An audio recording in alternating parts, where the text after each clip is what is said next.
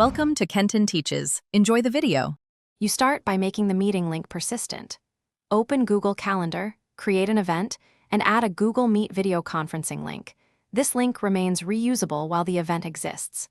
Once created, set the event to repeat daily, weekly, or custom so the same Meet code is associated with each occurrence.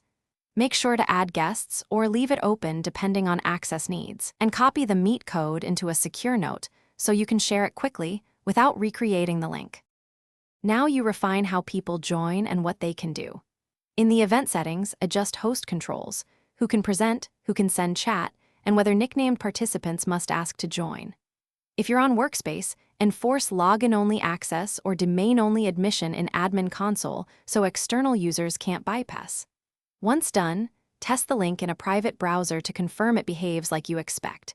If a sign-in prompt appears, you've correctly restricted public access. Otherwise, finish by sharing the saved link and verifying reuse. Post it in the calendar invite, an email, or a pinned message so attendees always find the same Meet URL. If someone reports the link not working, first confirm the original event still exists and hasn't been deleted or moved.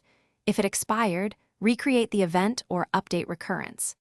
As a troubleshooting tip, make sure host permissions allow external joins, and if problems persist, clear your browser cache or test the link in incognito to isolate local issues.